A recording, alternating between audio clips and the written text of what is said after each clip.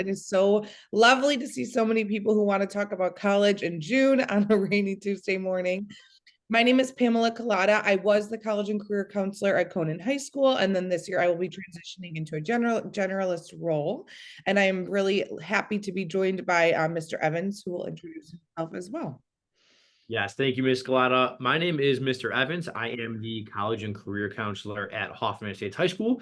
And like Mrs. Scalata said, we're very excited that you guys are joining us here today to talk about all things college and Maya learning.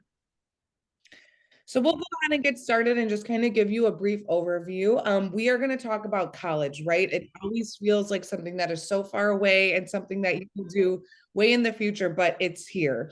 And although you guys obviously won't be starting for another year and a couple months, we will be going full throttle into the college application season as soon as school begins. So we're going to talk about all the things to start thinking about in terms of planning for college. And then we're going to introduce you guys to Maya Learning. It is our new platform that we're using in District 211, and it's going to be a big part of your college application process. So we want to really dive into it and show you guys how you're going to utilize it and all the things that it can do to help you in this process. All right. So one of the things you guys want to think about when you're considering where to apply to college is finding the right fit. Now, finding the right fit can consist of a lot of different factors. If you look at the slide, here's just like some of the things for you to consider when you're trying to pick a school. Okay. So we'll go through some of them just so you have a better idea of what each aspect you can use to consider when finding the right college. So for size, that could be a school as big as like a Big Ten school like U of I, where there's close to 30,000 plus kids there. Or you could have a mid-sized school like Northern Illinois, where there's about 10,000 kids. Or you could look at a smaller school like where there's around 2,000 students, which should typically mirror your high school experience. And it's really important for you to consider like yourself or your student, like where you're going to learn best. What environment are you going to learn and be the most successful in? Another thing to consider is like how selective your school is.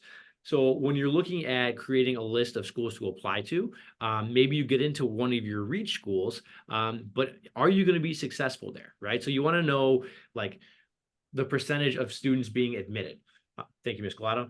Another thing to consider is the distance away from your home, right? Because a 2-hour drive down to Illinois State is a lot easier than like a 4-hour plane ride somewhere else, right? Something else to consider is the town that you're going to be living in at the school, because like DePaul University that is like immersed in the city of Chicago is a lot different than going down to U of I where you're surrounded by cornfields, right? So you got to start to kind of think about what you prefer, where you think you're going to be most successful, and where you can see yourself being most comfortable. Private versus public, that's another thing to consider. Private schools tend to often have a higher sticker price, but they do also have more money for scholarships. So don't let that higher sticker price initially scare you from applying to a private school. Obviously, make sure that if you're applying to a school, they have your major that you're looking to apply to. Other things to consider like social life, like Greek life, maybe different clubs and organizations, potentially the school environment or the religion aspect. Maybe you need some special services like wheelchair access, 504 and IEP. So those are other things just to start thinking about where you want to apply and what is going to be the right fit for you.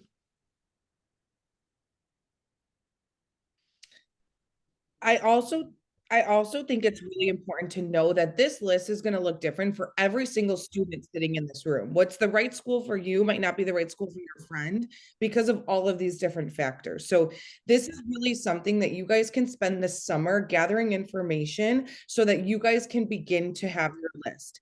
If you come to school on August 12th and you have your list solidified, I promise you this fall will be so much less stressful. So really take the time this summer to do this research. So that can be looking at Maya Learning, going to visit the colleges, looking on TikTok to see what's a day in the life of the student looks like. You can do a lot of this from home to figure out what that list might be. And like Mr. Evans said, all of our students want to go to California and Florida and they want to get away. And then you think, and I always say, God forbid your dog gets sick. Will you be able to afford to come home to say goodbye to your dog? Or will you be able to afford to get on a plane? Or can you get in the car and be home in 2 hours? So those are just some things to really think about in terms of fit. And again, this is going to be different for every student in the room. So the $1 million colleges, the $1 million question, what do colleges want to see? I think there's a lot of misconceptions with this question. A lot of students will come to me and be like, I need an AP class. And I'm like, why? And like, because I need to get into college. You do not need AP classes to get into colleges, but what colleges want to see are good grades. That can be in regular honors or AP classes, but they want to see that you're challenging yourself, but also doing so in a terms of like what you can manage and handle. So for example, number one, the most important part of your application is going to be your GPA. Your GPA is cumulative, so it's an average of your grades from freshman, sophomore to junior year. You guys are going to be applying to schools this fall. So your senior year schedule is really important, but we recommend having all applications in by November 1st. So if you think about it, by November 1st, you do not have any grades for senior year yet. So the GPA that you ended junior year with is going to be the final grades that colleges see for admissions. And you can submit either a weighted or an unweighted GPA. A lot of students get really nervous, like, which one should I submit? Spoiler alert, both are on your transcript and they all get your transcript. So don't worry as much about which one to submit. I think you want to pick the one that is a better representation of who you are. And this is a piece of the puzzle and the pie that colleges use to determine admissions. So GPA can be really, really important. Mrs. Collada, let me just interject really quickly. I apologize. There was a technology issue where the parents' Zoom link was not working. So this is being recorded, everybody, and we will post this so that all the information is available to you guys afterwards. Yes, definitely. Sorry about that. Yes, so we were talking about grades and how important that is. That's definitely, I think, the number one, right? I think people get so worried about test scores, and test scores are important, don't get me wrong, but that's a capture in time of one Saturday or one Wednesday afternoon at school. Your GPA is really a true testament of who you are over 3 years. Now, say there was a traumatic time in your life, or you really struggled, or you just weren't doing well in school. It's okay if there were dips in that GPA. What colleges really want to see is positive grade trends over time. So over time, did you figure it out? And by junior year, were you able to say, okay, I know what I need to do. I know what kind of rigor I can handle. These are the best grades I have so far. So it's okay if your GPA wasn't perfect all 3 years. There's other parts of the application that you can talk about that. Course rigor. Did you challenge yourself, right? Did you take 7 AP classes and get C's and D's? Or did you take 3 AP classes and get A's and B's, right? We are really, really lucky to be in District 211. I'm not just saying that because I work here. We have phenomenal opportunities for our students, but they want to see you challenge yourself within your means. So did you challenge yourself according to what was available to you at your high schools? Test scores. We love them, right? You guys all took the SAT at school in April. That is an official test score report that can be sent to colleges. Not all schools require test scores. One of the good things that came out of COVID was that we had this new thing called test optional. If you wanted to submit your test score, you could. And if you didn't have to. A lot of students and families get nervous. I think they think that that's like a catch-22, like the college isn't going to admit you if you don't send it. We have very good relationships with University of Chicago, Northwestern, University of Illinois, Urbana, and it's not a catch-all. Like if you don't submit it, it will not be used against you, but you want to make sure you're submitting it if it's going to help you. Yeah. There's a lot of schools who publish on their websites or you can find on Google the average admitted SAT or ACT score. If your score falls within that middle 50 percentile, we recommend sending it. If it's lower, then we probably want to have a conversation about, is this going to hurt you or help you? I do think some schools are starting to require them again. A lot of the Ivy Leagues this year and Purdue University were some of the ones that were moving back towards that test required. But a school like University of Illinois Urbana, the most common school that we have for all of our students in District 211, they do not require it. So something to just keep in mind. Another big part of the college application is the essay. We will talk very in depth about this as we go on, but that's another great part of the application where your student can really become a person and not just a name and a number. Letters of recommendation, we'll talk a little bit about that as well. And then extracurricular activities. You'll have a spot on the application where you can fill up to 10 different sports, clubs, activities, jobs, anything like that that you've done over time. And that really, it sounds kind of silly, but it really is important because that shows that you're not only just a student who can add to the school environment, but also to the extracurricular and social environment as well. So that part has also become more increasingly important as part of the application. And then what are you interested in? What do you want to major in? How have you decided? And what has gotten you to this point so far? Now I'm going to talk a little bit about the actual application process. So what that looks like in terms of meeting application deadlines and submitting all the correct materials. So the first thing you're going to want to do is after you have this college list where you know which schools you're going to apply to, is you're going to want to decide how you're going to apply. Now you can either apply on something called the Common App, which is just a centralized place for you to send multiple college applications. Or you could send an application directly through the college or university's website. First thing you want to look at is their actual application deadline. Now, colleges are going to have various deadlines for you to apply. Some of the early application deadlines are called either early decision or early action. Now, typically these can be around November 1st, November 15th, or December 1st. Those are some often early action or early decision deadlines, and it's going to vary by the college or university. Now, to differentiate between early decision and early action, there is a key difference. Early decision is a legally binding agreement with the college or university that says if you get into that university, you will attend there. Okay, so it's a pretty big deal. We recommend that you have a discussion amongst yourselves as a family and with your school counselor if this is a decision that you decide to go with. Now, because of the seriousness and like the obligation of going to that school, you can only apply to a school or one school early decision. Okay. Now, where early action differs is you can apply to multiple schools early action, and it's not a legally binding obligation whatsoever. So you get if you apply to multiple schools early action and you get into all of them early action, you can still pick and choose which one you want to go to. Now, some of the benefits of applying early action or early decision can be that it slightly increases your admissions opportunities. Also, most of the time, you will be automatically considered for what schools call merit-based aid. So that is just scholarships based off of like GPA or standardized test scores. So that is also advantageous and reasons why you would apply either early action or early decision. Now, after that initial application deadline of either early action or early decision, there's also typically regular decision, which is usually either January 1st, January 15th, sometimes February 1st, but often it's later in the year. So again, starting that application process, you want to identify which schools you're going to apply to, and then decide how you're going to apply, whether that's on the Common App or through the university website, and then when you want to apply. So again, either early decision, early action, or regular decision, okay?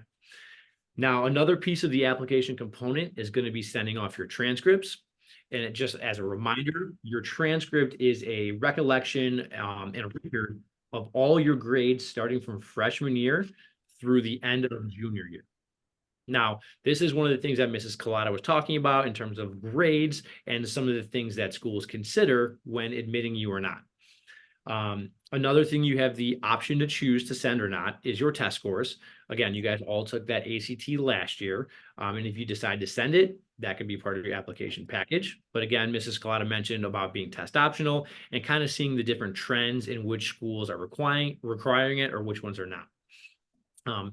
Something else to consider when applying and choosing to send your test score or not is sometimes you might be eligible for scholarships only if you send your test scores. Other times, schools might supplement your test score with your GPA in terms of receiving academic scholarships. So it's really important to do your research on your universities to see what they require for merit-based aid, for admission purposes, and things like that. Letters of recommendation.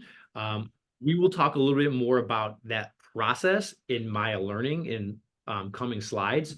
But in terms of the application process, if a school says that it is optional to send it, we would recommend that you do. And obviously, if it is required, to definitely send a letter of recommendation. Now, in terms of who you should ask for a letter of recommendation, we always recommend any student, or I'm sorry, any teacher or coach or club sponsor that knows you the best. Or also, if you are planning to major in like computer science and you had a really great relationship with your computer science teacher, that is a perfect person to ask as well.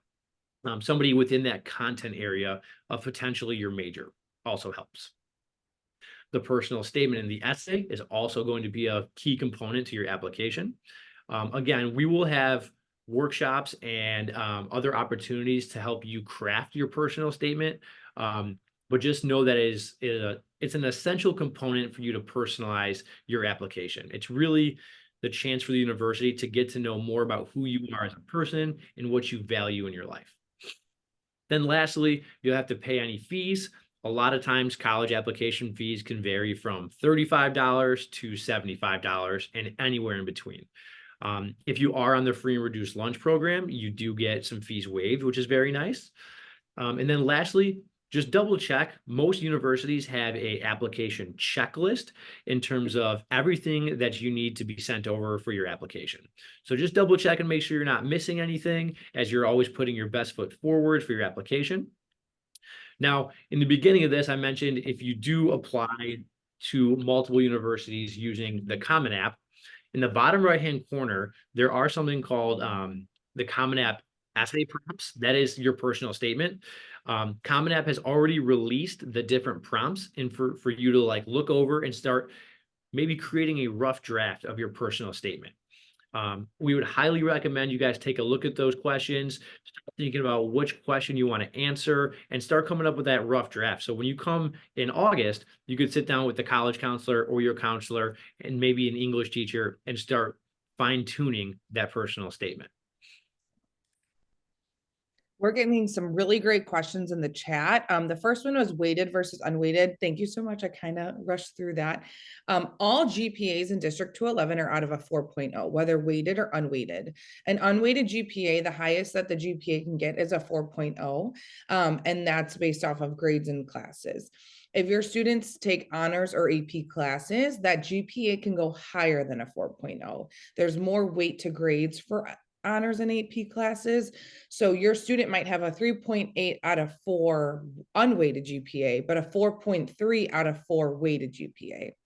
It's really important that a lot of my students think weighted GPA is out of 5 or 6, but if you think about it, if you say you got a 4.3 out of 6, that gives you less merit and clout for what you guys work so hard for. So just make sure that you know all GPAs are out of a 4.0, and it's really up to you to decide which one you want to submit. But don't get too worried about it. Like I said, both are in your transcript and they see both anyways. So it's not something to get too hung up on, but if you have questions, your counselor can definitely help you. Another question about essays. So this Common App essay, Mr. Evans did a great job of explaining. This will get sent to all the schools that you apply to. So you really want to make sure that you're not talking about how University of Chicago is your dream school in that Common App essay, because that essay will be sent to all the schools that you apply to. So that Common App essay should be more general and brief. You can talk about your major and your experiences, but not about any schools in specific. On the Common App, we will show you at the workshop in August, there are additional questions that might say, why this school or why this major? And that's where you want to get more specific and say, I want to study engineering at Michigan because. And that's where it should be really, really concise and tailored to the school you're applying to, rather than just talking about in general. So I hope that helps. So standardized tests. So we talked a little bit about this before. We had our SAT in April. Students should be able to find those scores on their College Board accounts. We don't all have the scores at the schools yet from that test.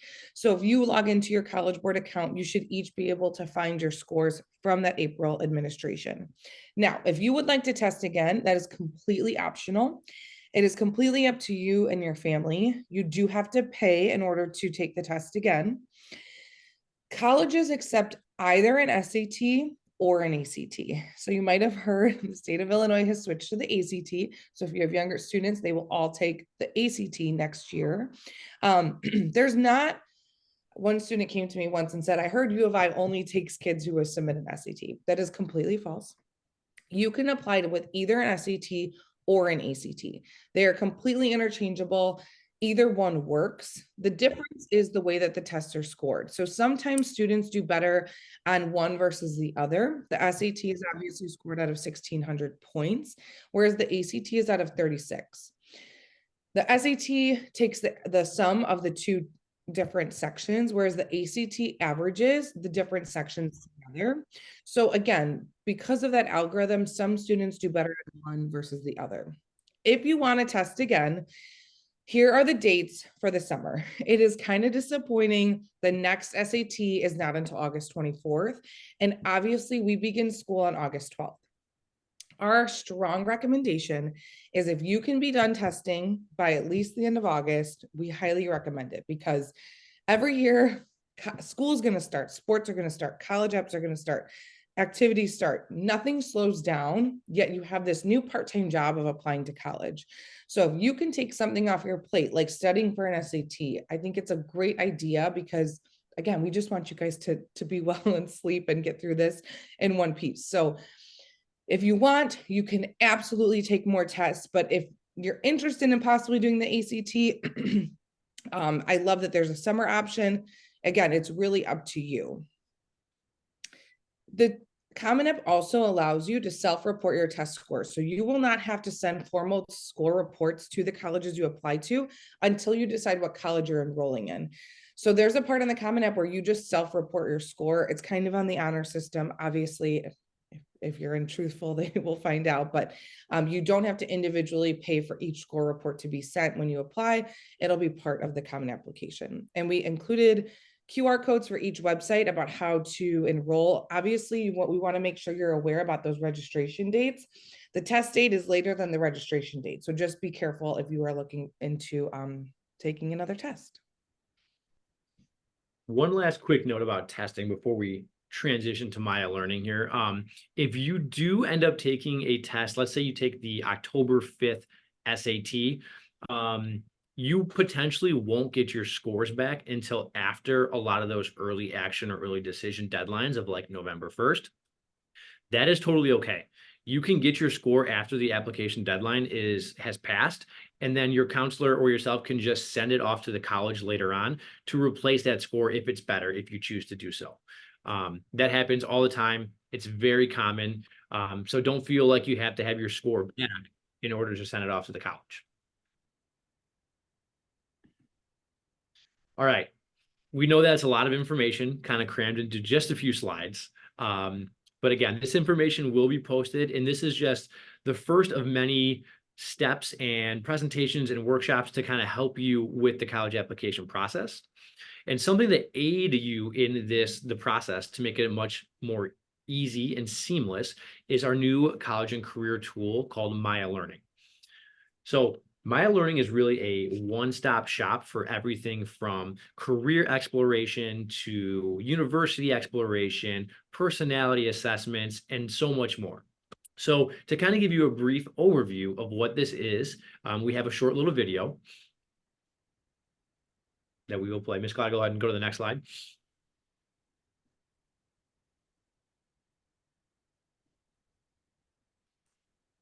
Maya Learning is the system your student is using to prepare for life after middle or high school. Here's how students use it and how you can too. Students take assessments to learn about themselves and see recommended careers. They research careers to find ones that interest them, then make career, academic, and college plans.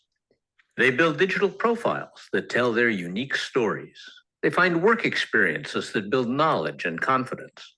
And they research universities, build lists, request recommendations, and prepare to apply. There are counselor notes, a calendar to manage commitments, Maya Drive to exchange documents, and more. You get a free account connected to your students. Your school will tell you how to log in.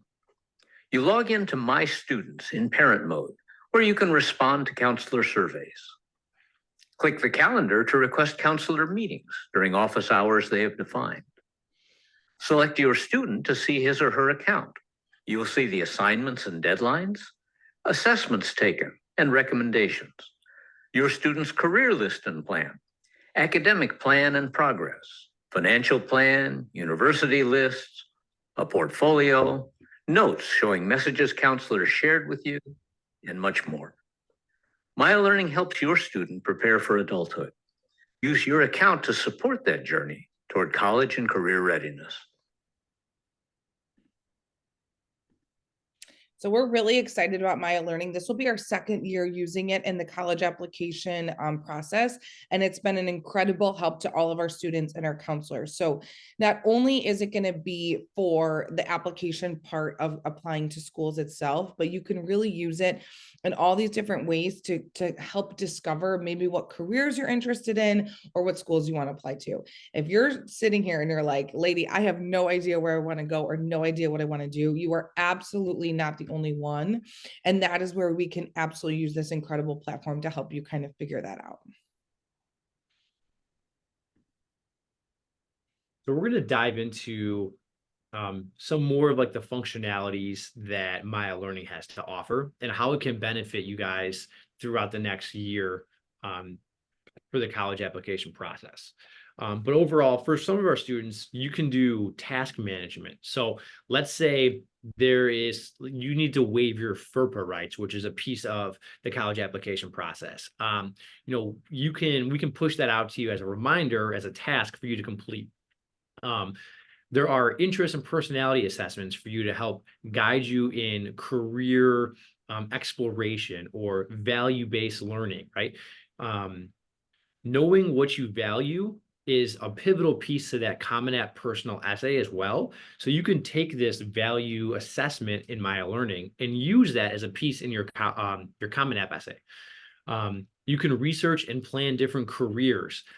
We house all of our university reps, the schedule in Maya Learning as well. So if you want to sign up to learn more about Mizzou and University of Illinois, you can go right on Maya Learning, see when they're coming to your school, sign up to go to that meeting, and then attend to learn more about them. We also house both district and school, as well as national scholarships.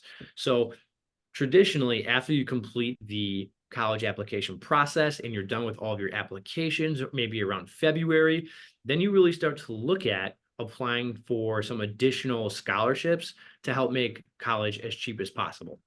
And Maya Learning helps us do that by housing these scholarships in the platform. Again, I mentioned college rep visits. There are also sometimes different virtual fairs or just standalone events that we will register and put on Maya Learning as well. You can also manage and create your own portfolio. So when you are logging your Harper Promise hours, you guys might be a little familiar with that digital portfolio already. If you have a job, you can log that as well and then bolster your portfolio. And we also use Maya Learning for some communication and meeting planning. If there is like a scholarship that comes across the counselor's way, we can send it out to all of the class of 2025 so you guys all have access to it. Or if I'm working with a student and I know that they're really interested in majoring in criminal justice, and a criminal justice school just signed up to come to Hoffman Estates, for example, I can email that student and say, hey, just a heads up, this school is coming by on this date. You should definitely check it out. So it really is a one-stop shop for all different aspects of the college and career process. I love that you mentioned Mizzou, Mr. Evans. I had Mizzou come visit in October and he gave a free application fee waiver.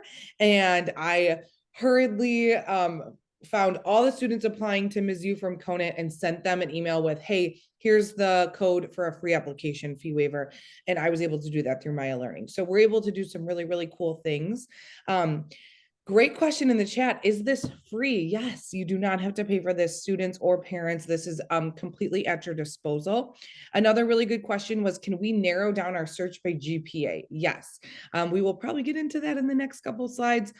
We have a really incredible student university search that we'll talk about that you guys can start using today to help you figure out your schools. So when your student logs into Maya Learning, this is what it looks like. As Mr. Evans was saying, all the different opportunities are right here on the left-hand side. So if you are going to be using that university search tool, you'll want to click on universities. If you are at home trying to log into your Maya Learning account right now, all of our students will log in with their Google District 211 account. So you should be able to get right into it. And then he talked about scholarships. That would be under financial plan, events. Those will be your college visits, portfolio. That's where you'll do your jobs, your volunteer hours. The other cool thing about the portfolio tab is you can enter all that information and it will create you a resume. Some schools might ask for one and then you're like, oh my gosh, I have to create another thing. But you can press a button and have Maya spit out a resume with all of your information that you've inputted. So this is kind of what it looks like when you log in. Any questions, please put them in the chat. Like we said, this is our second year using it. We're feeling a little more confident. We know a little bit more about it, but we are obviously here to help you guys as we navigate this new program. So I know both Mrs. Collada and I have talked a little bit about the different assessments available to each student. So if you see here under that character tab on the left-hand side, that's where you're going to find all of these different assessments and personality assessments, right? So one of the ones you can do is the interest profiler. And then you would just click on continue assessment in the bottom right-hand side. And this helps you helps organize some of your potential career interests if you're completely unsure about what you want to do as a career in the future. So basically the student would take this interest profiler and then see the results, and then they can favorite some results so that they can always go back to them later. They can look at like medium income, average like job employment rate, and a ton of other information to kind of explore different possible careers. It's also cool because a lot of your students have already done this in counselor group curriculum. So you can see how maybe your answers have changed over time as well. So career recommendations. So once you take those assessments, it will spit out a list kind of that looks like this, that tells your student based off of what you answered, here's some recommended careers. We always get some giggles and like things that students are like, there's no way I would do that. But you might not even realize that you can combine art and therapy. So you can click on art therapist.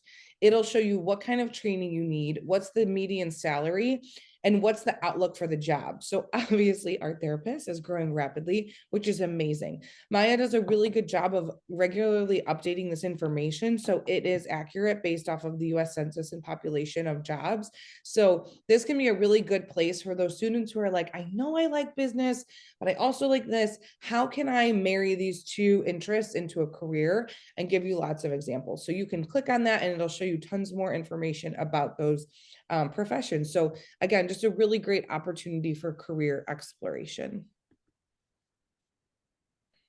Now, I know we've talked a lot about creating your list of schools that you want to apply to, but if you're totally unsure or you're not even sure what colleges or universities are out there, this is where Maya Learning can really come in to help you out. So under that universities tab, you just click on that, and there's a bunch of different criteria for you to filter by. So let's say you really want to stay in the Midwest. You would click on that region tab, you would click on the Midwest, and then you would see which universities pop up. But maybe that's still too broad. So then you can continue to filter by the university list, the type of school, meaning public or private, how selective it is. You can even browse by major if you know what major or program you want to apply to. Maybe you're really interested in sports and you love the D1 NCAA atmosphere, and you really want to go to a Big Ten school. You can even filter by that, as well as diversity. And then the last filter at the bottom also allow you to filter by SAT score. That EBRW stands for evidence-based reading and writing, which is one piece of that SAT. And then the other component of the SAT is math. So you can even filter by your broken down scores. And then the next slide here, Mrs. Collada is going to show you what you do after you find a school that you really like. All right. So say you use that search tool and you narrowed it down. Sometimes we have students with specific majors like aerospace engineering. It's becoming more popular, but a lot of schools don't have that. So if you were able to type in those specific search criteria that you're looking for, you can narrow down your list. So say now you've got the list and you're like, okay, I know I've got the ACT score or the SAT score to get in here. I know they've got the major I want. What do we do next? So we recommend clicking the heart button for the schools that you would actually consider yourself applying to. So rather than them being out there in this big database of all these universities, you can start to create a beautifully tailored list to yourself and your interests by clicking that heart button, and then they will go under that considering tab. So that can be kind of like where you house your potential list, right? Right now, you can add as many schools as you want, but really by the fall, we recommend applying between 8 and 12 schools. Now, it is completely a family decision. If you want to apply to 20, go for it. We'll never tell you not to, but again, with 20 schools, that's 20 application fees, 20 additional essays, and things like that. So if you narrow it down a little bit further, you might really be able to get that intentional list of, okay, no matter what happens with this list, I see myself going to any of these schools, and I would be really happy. We also really want to make sure that that list has a healthy match of safety, match, and reach schools. A safety school for all of our students is Harper College. Harper College is our amazing 2-year junior college right here in Palatine, and it is open access. So we know every student will get in there. So that would be a great safety school.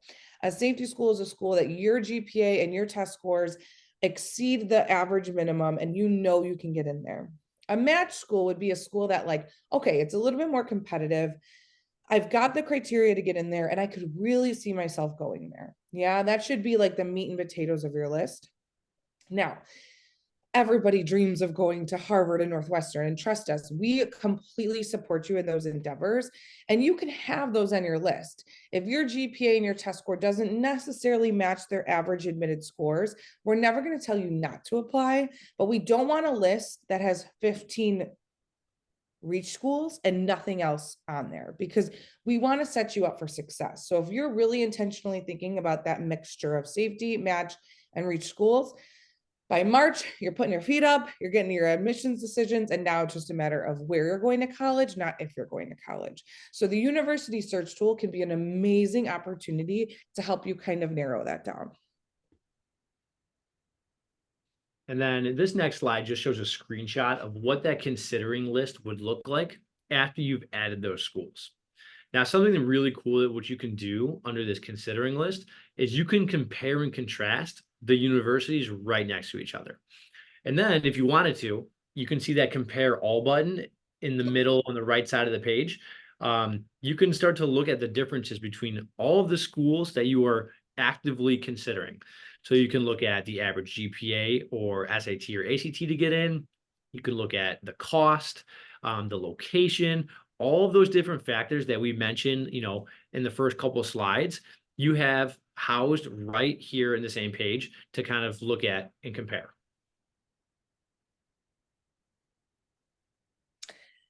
Okay, do we need to take a deep breath? I feel like sometimes these can be more stressful than they are helpful, but it's so much information, and you guys being here is really the first step in helping your student or yourself in this process. So we appreciate it so much.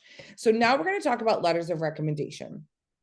I think this is really something that students get really nervous about before really looking and doing the research. So number one, before all else, when looking at that school list, right? So now you maybe have like 12 schools you're interested in applying to. We highly recommend looking at the school's website to see, do they need letters of recommendation? This may shock you, but University of Illinois Urbana-Champaign does not require letters of rec. And if you send them, they get angry because then they say you're not following directions. So we really want you guys to be intentional about figuring out, number one, do I need them? Okay, so that's the first step. Number two, if you need them, fantastic.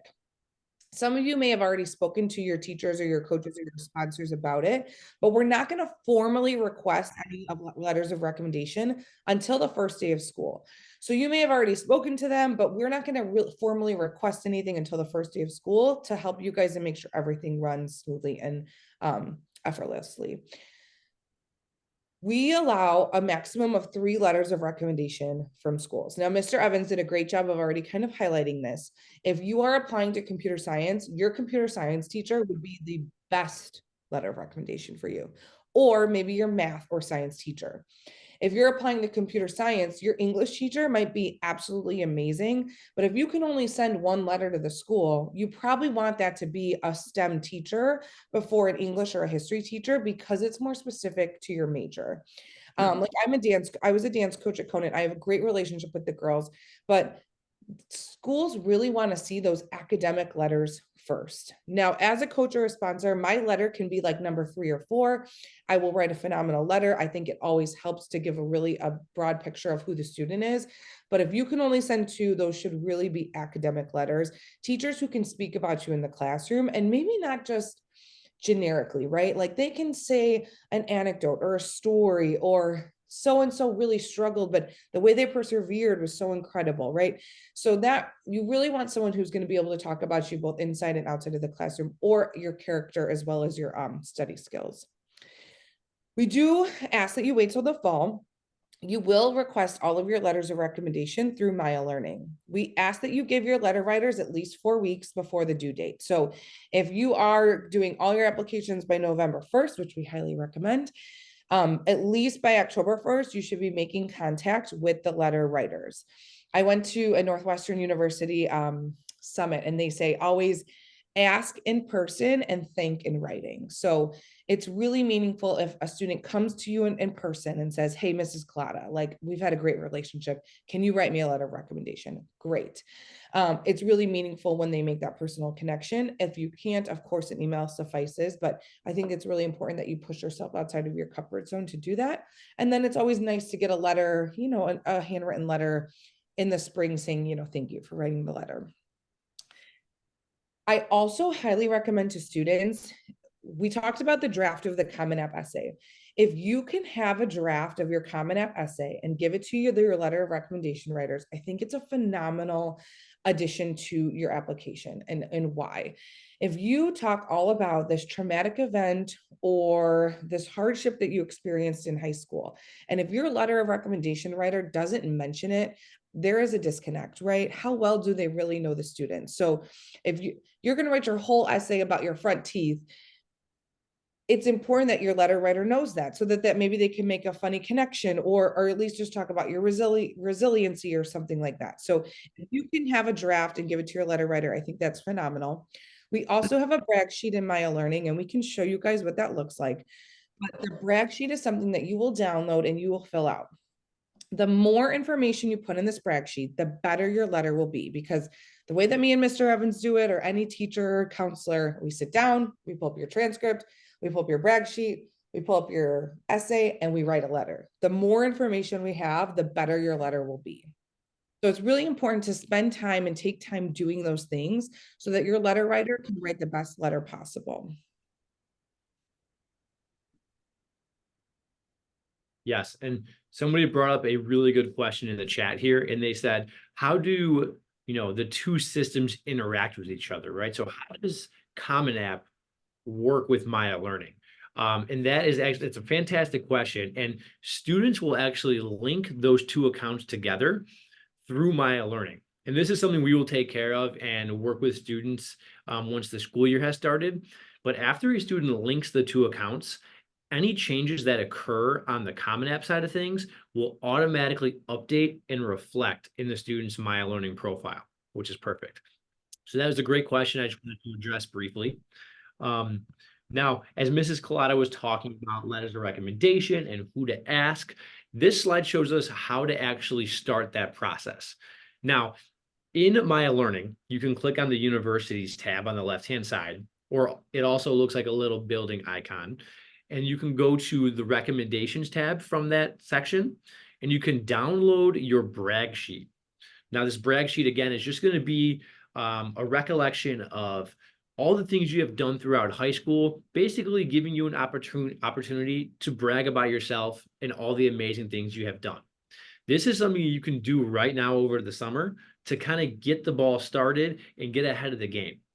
Because once you download this and upload it back up and you talk to your recommenders or your letter writers, they will use this brag sheet that you have uploaded back into Maya Learning as a guide to write your letter of recommendation. Okay. So again, this is something you can do now to get ahead of the game, to start the application process and make it as easy as possible. And again, it's really important that we are not doing this step until after school starts. So you can fill out your brag sheet now, but that's the only thing you should be doing over the summer. We will all, counselors at every school will guide your students through the next steps. So this is all you can really do in the summer to get ahead right now. And I know some students say, well, oh, my college needs my letters by August 10th. I promise that's not true. As long as everyone has all their stuff in by October 15th or November 1st, whatever their first deadline is, you guys will be perfectly fine.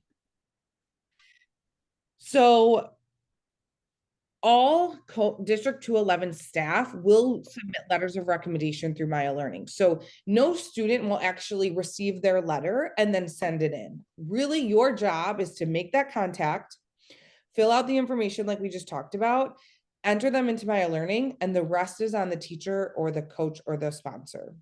They will get an email, they will submit, they will send. There's nothing that you as the student needs to do. It is very uncommon that students see their letters of recommendation. You can ask, of course, but it's not very common that students see the letter because of something called FERPA that you'll learn more about in the fall. But it's really important that you guys know all you really have to do is ask and do the legwork now, and the rest we will take care of. It's also really important that you guys are going to link your Common App, kind of like what Mr. Evans was talking about.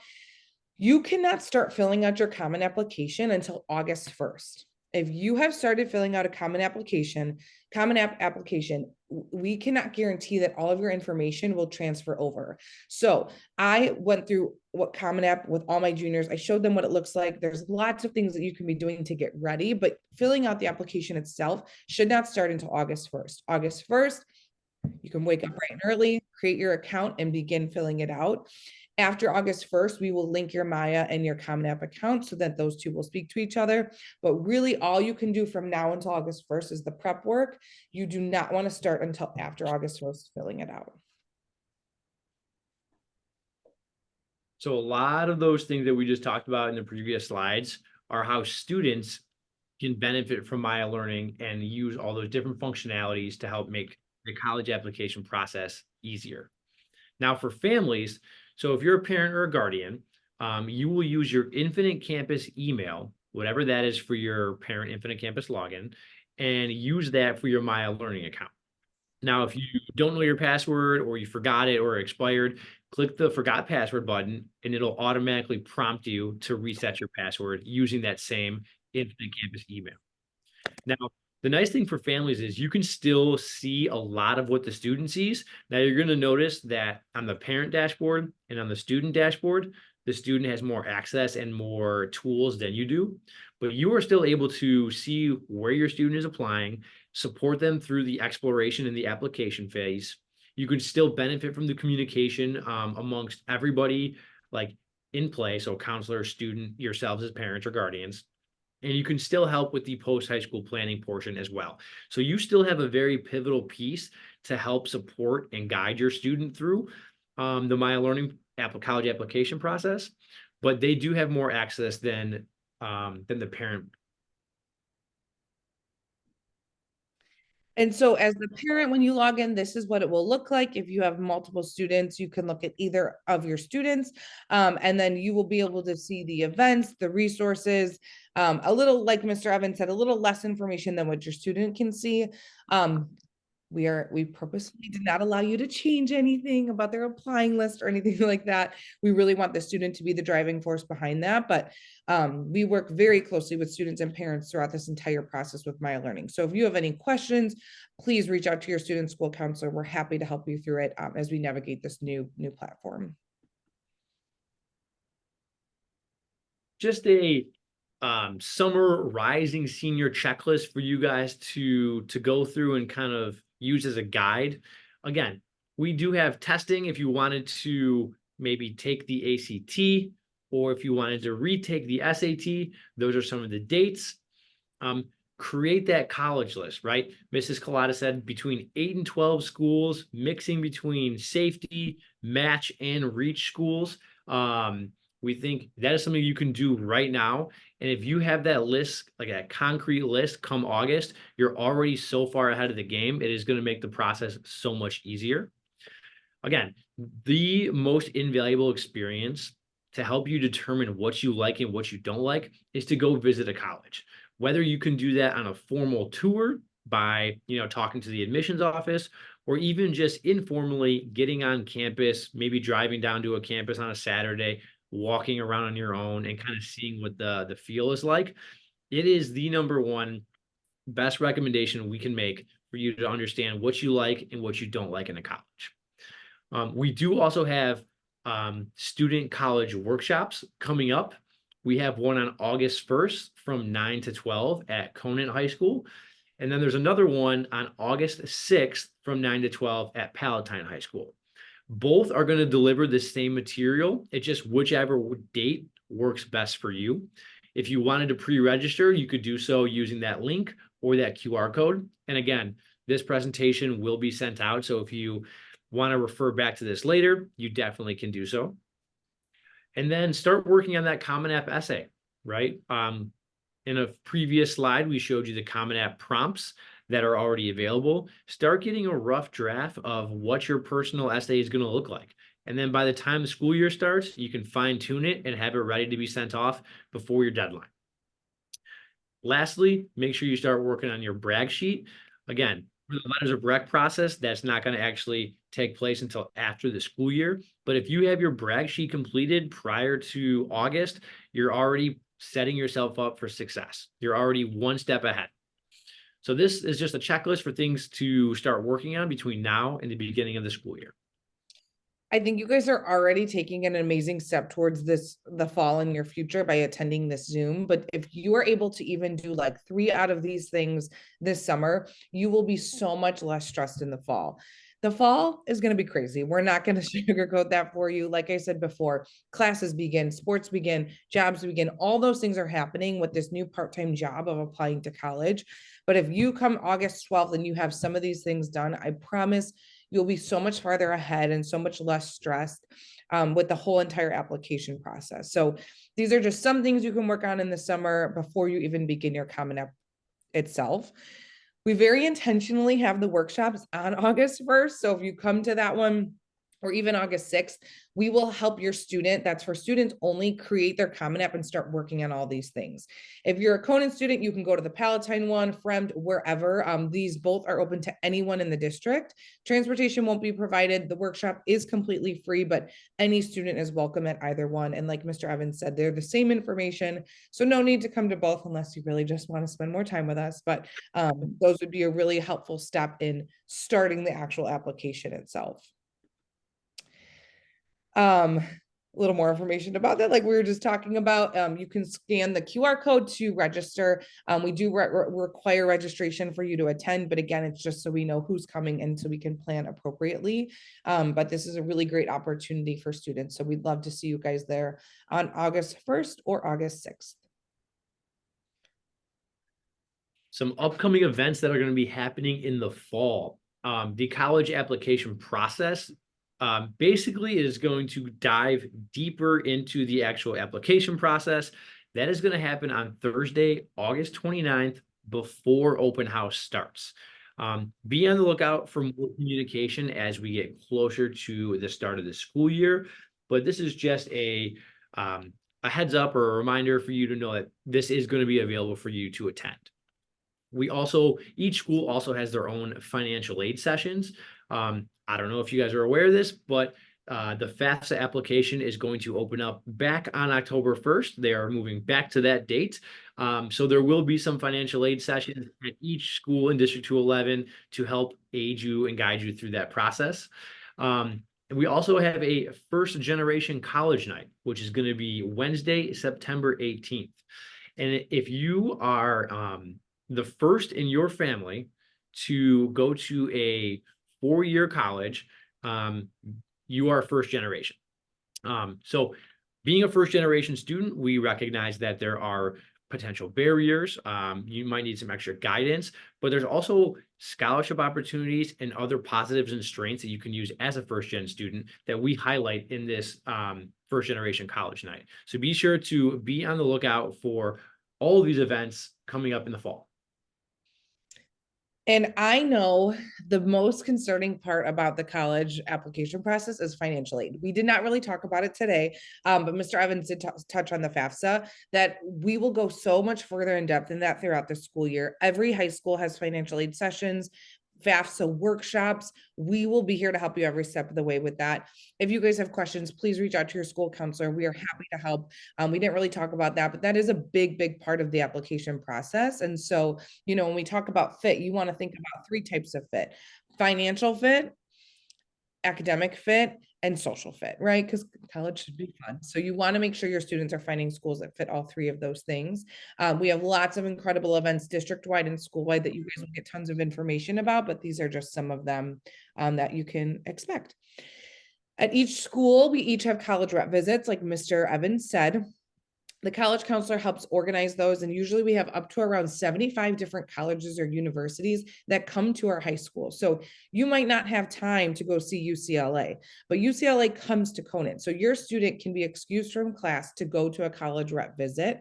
These are an amazing first kind of glimpse of a networking opportunity, because a lot of the university reps that come to the schools are the representatives that are reading the application. So if your student makes that connection, speaks with them, they might be reading that application and be like, oh, that was that great student I met at Hoffman Estates. Maybe I'll give them a scholarship, or maybe I'll make sure they know about this opportunity. So those can be really great opportunities if you cannot make it to the colleges this summer to see them. We have regular senior group guidance that's led by all counselors in the district to all seniors, going over all of this information. So we will cover this in depth throughout the school year. Each senior will meet individually with their school counselor at the beginning of the year to talk more about their plans and what they need. We can meet more than once, obviously, but we want to help make sure that we are there to help guide them through every step of this process.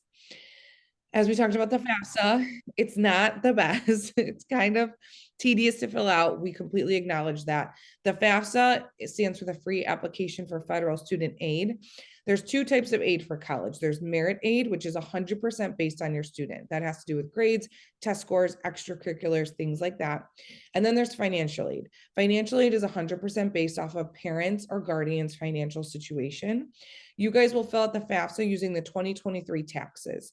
Now, there's lots of unique family situations or things like that. So we have amazing representatives who come regularly to all 5 high schools to help students fill out the FAFSA.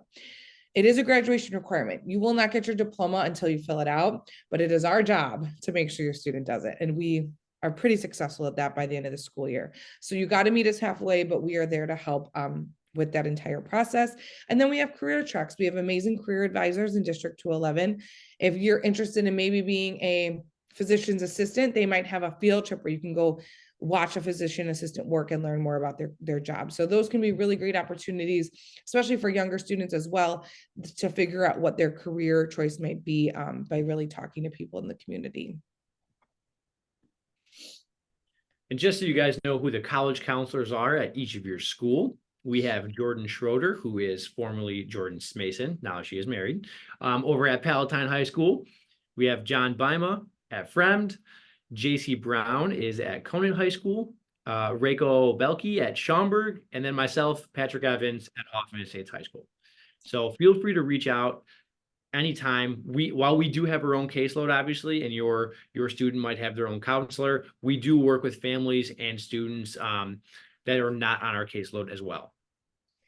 And each counselor is completely able to answer those questions. These are just the specialists at each school who help plan and organize a lot of these events. So every counselor should be able to answer most of your questions, but you of course have access to these amazing individuals as well. So if you have a second, we would love to know who was here. It was a great turnout. You guys were amazing. You had some fantastic questions in the chat. If you could just take a second to fill out the feedback form. This will also allow us to have your email to send out the link of who was here. So please take a second to fill that out and give us some feedback on how we did. It's a lot of information and it can be extremely overwhelming. So, and I talk fast. So we want to make sure that we're meeting all of your needs, but we really want to thank you guys. We know it's a Tuesday morning, a rainy morning, but really appreciate you guys all being here. We will hang back on the Zoom if there's any particular questions that you guys still have, but hope you guys have the best summer ever. And thank you so much for your time today. I promise your student is going to end up exactly where they're supposed to be. It's not a matter of if, it's a matter of where, and we are here to help them every step of the way. So thank you so much.